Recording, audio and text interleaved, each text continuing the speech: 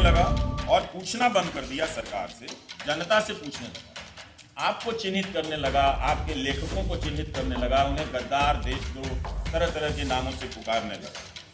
वो एक तरह से जैसे चुनावों के समय पहले बाहुबली हुआ करते थे, उसी तरह से अब ये सूचना के नए बाहुबली, ये सारे लठायत है।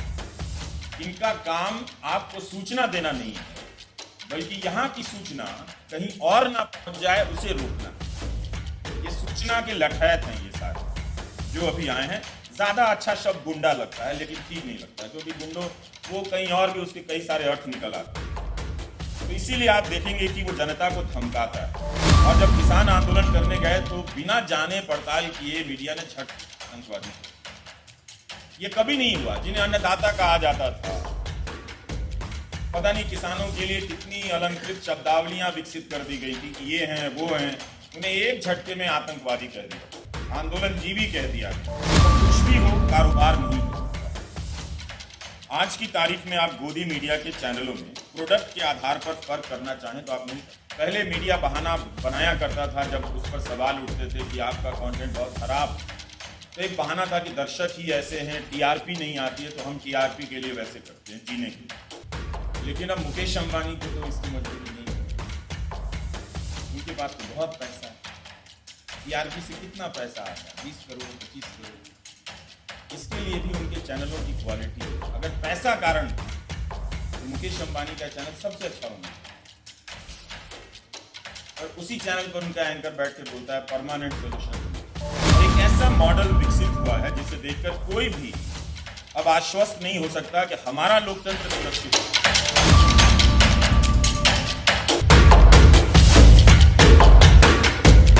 हजारों की संख्या में लोग इसमें काम करते हैं। काम करने के लिए हजारों की संख्या में लोग पत्रकारिता की पढ़ाई करते हैं, और इन सब की संख्या मिला दें तो ठीक ठाक एक संख्या बन जाती है।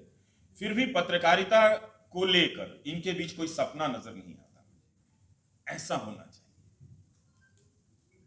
जैसे कोई बल्लेबाज सोचता होगा कि हमारी बल्लेबाजी या गेंदबाजी इस तरह की होनी चाहिए, गेंद की रफ्तार ऐसी होनी चाहिए, उसका स्विंग ऐसा होना चाहिए।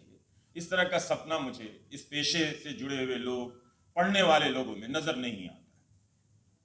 हो सकता है मेरे देखने में कोई कमी हो, और कोई बहस नहीं, कोई आग नहीं।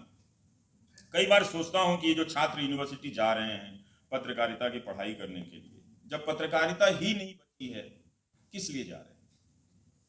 जब पेशा ही खत्म हो गया है तो सिलेबस में उस पेशे के बारे में पढ़कर अब वो क्या करें? चिंता होती है। नौजवान लोग हैं हम, अपनी उम्र में फिर भी अवसर हमें मिल जाते थे कुछ ना कुछ करते रहने के।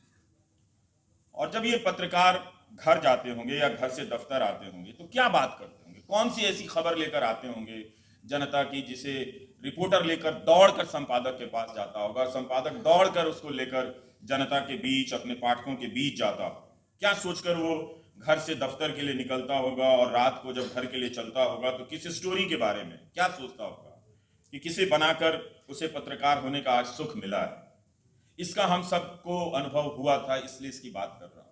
जब हम इस पेशे में आए थे तो दूसरे चैनल के पत्रकारों से भी इस तरह की बातें हुआ करती थी कि तुम्हारी स्टोरी में वो एंगल छूट गया था, हमारी स्टोरी ज़्यादा करेक्ट है तुमसे, तुमने गलत सोर्स से बात की है, तुम्हारा लेकिन शॉट अच्छा था, तुम्हारा कैमरामैन अच्छा है पर हमारे चैनल के कैमरामैन अच्छे नहीं है। तो इस तरह की बातें होती थी। और जब कैमरामैन से बात होता था तो वो बताया करते थे कि आपके विजुअल में साउंड की क्वालिटी अच्छी नहीं थी। तो कुछ होने का या हो जाने का एक सुख था, अभ्यास था, जिसे हम लगातार कर रहे थे।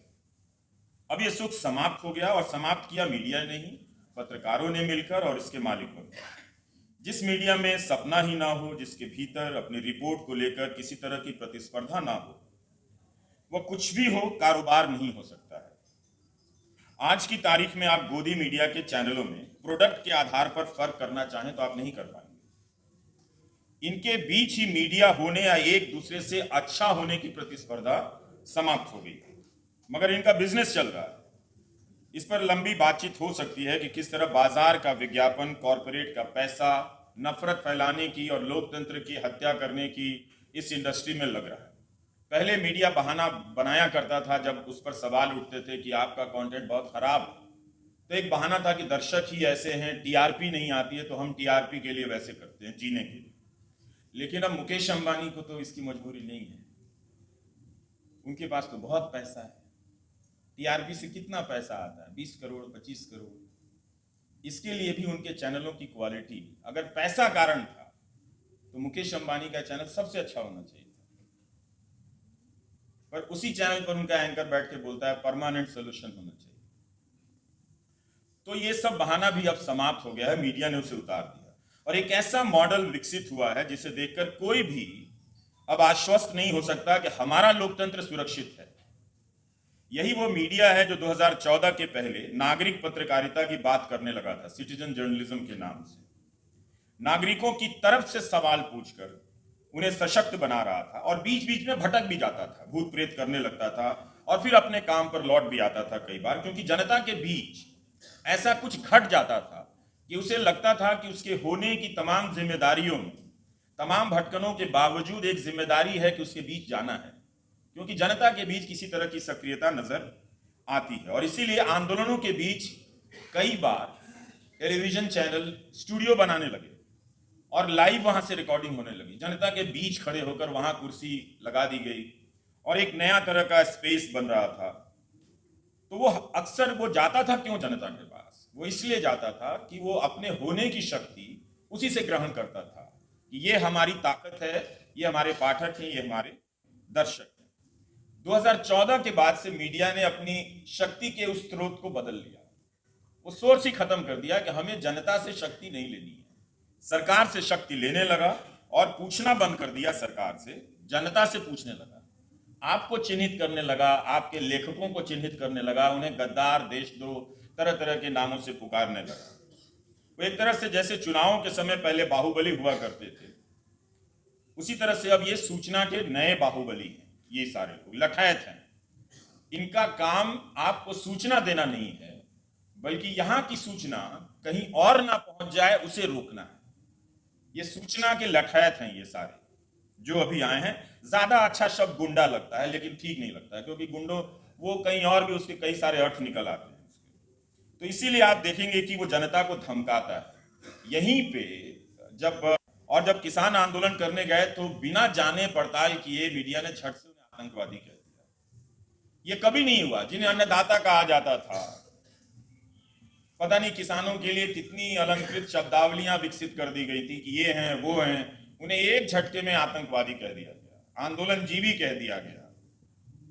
तो उन्होंने साफ कर दिया कि अब हमें इनसे अपनी शक्ति नहीं चाहिए। तो जब मीडिया जनता का ही विरोधी हो जाए, विपक्ष का विरोधी हो जाए, तो उससे उम्मीद करना कि वह किसी तरह से संविधान का पालन करेगा, अपने खाली समय को बर्बाद करना है, मैं तो नहीं करता। लोकतंत्र विरोधी होने के लिए जरूरी था कि मीडिया जनता और विपक्ष दोनों को बाहर कर दे अपनी परिभाषा से, और अपने काम से उसने कर दिया। इसलिए 2014 सिर्फ तारीख नहीं, बदलाव का युग है। इसके बाद एक चीज की और जरूरत थी, सूचना को बाहर कर देने की। वो काम भी बहुत आसानी से किया गया। कितनी खबरें आपको मंत्रालयों या खोज कर लाई गई हैं, आप जब अखबारों को पलटेंगे तो ऐसी खबरें या इस तरह की खबर कर लाने वाले पत्रकारों की पहचान या नाम अब आपको याद नहीं आएगा, खासकर जिस गोदी मीडिया, मेन स्ट्रीम मीडिया की मैं बात कर रहा हूं और उन्हीं की बात कर रहा हूं। यहां तक कि जब झूठ का हमला हुआ तो मीडिया ने झूठ से लड़ाई नहीं की, दोस्ती कर ली। और इस लड़ाई को लड़ा कौन? बाहर के लोग, ऑल्ट न्यूज, बूम लाइव,